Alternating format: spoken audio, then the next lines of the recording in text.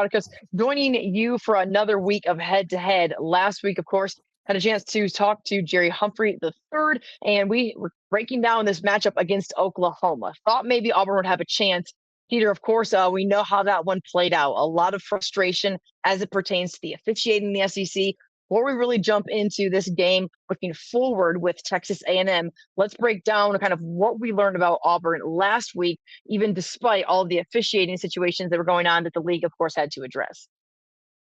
Yeah, for sure. I mean, I think the biggest thing that we learned from Auburn last week is that they are good enough to compete in these games. I mean, you saw Auburn take this team to the wire and on the road against a top 10 team. And obviously, yes, there were some controversial calls, some calls that, Hugh Freeze said he sent in to the SEC office, some calls that a lot of fans weren't happy about. One call at the SEC even put out a statement saying that they were wrong. But even if you take away all that, there are opportunities that Auburn had to win it, without having to rely on the referees. I mean, you saw Jackson Arnold miss Cam Coleman in the end zone on a play. You saw another play where it looked like Jackson Arnold had Cam Coleman downfield, but there's some hesitation on the route and the ball doesn't get to him. I saw Jackson Arnold get sacked 9 times. So Auburn had opportunities to win this game, but, just a couple mistakes and it went the other way. That was kind of the story of last season as well. There were no turnovers this time, but it's the fine margins that Auburn is still trying to overcome to try and win these games. So on the negative side, you can look at it and be like, dang, they're still making these mistakes. On the positive, you can look at it and be like, okay, this team is clearly good enough to be in these games. Just maybe if they can just clean up a few things, they can start turning these results around. Yeah, Peter, I think you're right on in all facets, no question. One question I do have, and I'm not really sure what all Hugh Freeze said about it this week, but I start to wonder, is it a protection issue or is it a Jackson Arnold issue? Because it seemed like there were times Jackson Arnold was holding the ball for a really long time. There were times where he was rushed. There were times he was flushed out of the pocket. He was trying to make a play with his feet or keep the play alive or keep from taking a loss. And at times he got rid of it or whatever. But there were also moments where you thought, dude, get rid of the ball. And what was your take on that? And kind of what are we hearing from the coaching staff when it comes to maybe protection, the offensive line, and how Auburn moves forward in that way where they need to improve the most? I think it's a combination of both. I mean, Hugh Freeze said on Monday that he thought after watching the film it was pretty split down the middle in terms of times when he thought the protection should have been better and times when he thought Jackson Arnold could have got the ball out quicker. I mean, I agree. You look at that game and I didn't think Auburn's offensive line played that bad. I mean, they had some issues. They had some breakdowns of protection, especially late in the game. And, I think Oklahoma also got a really good defensive line and maybe the best pass rusher in the SEC and our Mason Thomas. But I also think that, Jackson Arnold, we've seen him hold on to the ball in other games too. This isn't the first time that we've seen him do this. This is the first time that they've played against a defensive line that can really punish them. And that's going to be the case for really the rest of the season. I mean, every defensive line in the SEC is talented. I think Oklahoma is one of the better ones, but this is something that they're going to have to improve or else he's going to be taking a lot of hits this year. Yeah, the road does not get any easier for Auburn, and that begins with a trip to College Station, of course, Kyle Field. Texas A&M, a top-ranked team, top 10 ranked team after winning on the road Notre Dame. They're 3-0 on the year. This is the first SEC game for A&M, but they are battle tested, of course. Went to Notre Dame, that big win that was a kind of a shootout in South Bend, but it feels like we learned a lot about Marcel Reed in that game and kind of his playmaking ability. He kind of had some gut check moments where he really had to show up big. Peter, what do you take from this A&M team as an opponent for Auburn right now, going on the road to a really, really difficult venue? And it's not like there hasn't been some crazy games between these two teams very recently. Yeah, for sure. I mean, I think it's going to be another really competitive game. I mean, you look at how that game was last year, Texas A&M, there were a couple of Texas A&M players who had mentioned during SEC Media Days that, they're remembering that game going into this season. And yeah, this is another really good team. I mean, you mentioned the win over Notre Dame. I mean, that's a really good team, and they beat them on the road. The offense has just been really good to start the season. I mean, you mentioned Marcel Reed. He's dynamic. Auburn's seen him before.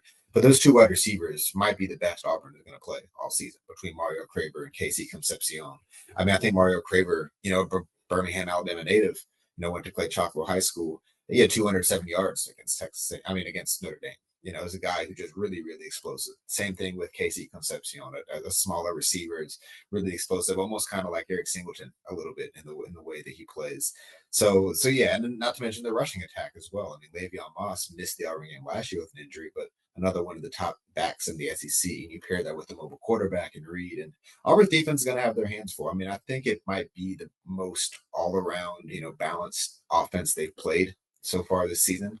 So Yeah. it's going to be a really tough test. Yeah, no question. Peter, I do. When you look at what Auburn was able to do offensively, there were some moments where it was kind of like a prayer sent up to Cam Coleman, but also we know that he can go make a play on a ball, no question. How much do you think his role just continues to grow and continues to just really become a dominant part of what this offensive attack is going to look like for the Tigers moving forward? Yeah, I mean he is the top guy at wide receiver, especially on those downfield routes, just because of what he brings with his athleticism, his catch radius. I mean, he's just such a big and reliable target. It's become very clear through 4 games that Coleman and Eric Singleton are the 2 receivers Jackson Arnold is most comfortable and confident throwing throwing the ball to. We've seen that. We saw that against Oklahoma. We've seen that even in the games against Ball State and South Alabama, and even week 1 against Baylor. They didn't throw the ball a lot. But yeah, so I think Cam Coleman is going to continue to be a part of the game plan. I don't see Auburn go away from pushing the ball downfield because we saw that it worked. I mean, it worked in the sense that some of these plays were open. It's just the fine margins of putting that ball on target when you've got a guy who's able to get 3 yards of separation. Peter, this game, obviously, like we mentioned, the road is not going to get any easier for Auburn. They'll get a bye week before having to play Georgia at home. And then it's Missouri, who is good. Arkansas, obviously, and then Kentucky. Vanderbilt is decent. I mean, it's not like there's really any week this year in the SEC or probably any year in the future where there's any gimmies. How important is this game as far as momentum and where things can really shift one direction or the other for Auburn coming off of the loss to Oklahoma? It's huge. I mean, obviously every game is huge, but Jackson Arnold made a good point. We were talking to him on Tuesday. You win this game, and you're 4-1 going into your bye week, and then you've got Georgia coming out of it. It's a really big difference between going into that bye week in Georgia 4-1 and 3-2. Especially when it's a huge game. Georgia, and if you go into that 4-1, you're probably ranked. There's probably so much hype and so much energy, not only from the team. I mean, I think that would be there anyway, but also from the fan base and just everyone around the program. You lose this game, and there's a lot more people, depending on how the game goes, but you lose this game, Yeah. there's a lot of people just questioning the state of things going into the bye week. I mean, you're 3-2, you're 0-2 in SEC play. And I mean, if you're a team that wants to compete for the SEC championship, I mean, that's just a really deep hole to try to get out of this early in the season. Yep. So just for all those Yep. reasons, it's huge.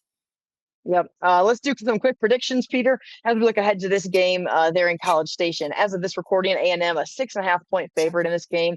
I think that number is solid. I think that given the fact that Texas A&M is undefeated, I wouldn't be surprised if it was bigger. So I think it does speak to people feeling like Auburn can hang around in this game. What do you think? What do you like when it comes to triple zeros? What this score's going to look like?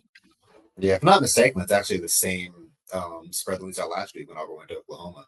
It's a similar matchup. I think it's a tough one to predict because it's a really hard spot for Auburn, especially as Texas A&M is coming off of a bye week, and Auburn is coming off of another road game out west, Yep. and it really fits. It's a really physical game. They've got some guys banged up. I mean, Hugh announced today that Horatio Fields, one of their top receivers, just broke his foot, and he's going to be out at least for a while.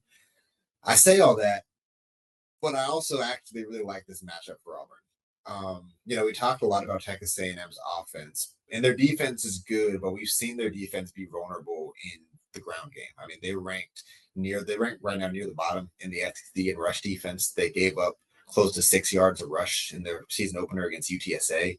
Notre Dame ran the ball on them as well. I mean, they got some sacks, kind of made the rushing yard total not as good as it really was. Notre Dame was able to move the ball on them. So I think Auburn will move the ball in this game. I think the defense will just have to get enough stops to stay in the game. And I think the Oklahoma game was a really good showing on that front. So as much as I think this is a bad and difficult spot for Auburn, I actually like Auburn to potentially win this game. And that's the prediction that I've already, done in our little predictions story. So that's what I'm sticking with. Yeah, I like it too. I think, 28-24, I think Auburn can get it done on the road. I think it's not going to be an easy battle, no question, especially when you got more than 100,000 like we do in several SEC schools. But A&M a hard place to play, no doubt, with 12th man. So looking forward to this game. It will be the 2:30 Central Time kickoff there on ESPN, Auburn and Texas A&M. Looking forward to it, Peter Rauterkus. Appreciate your time, and we will see you back here on Head to Head. Yeah, for sure. Always enjoy it. Brought to you by Alabama Beef Farmers and Ranchers.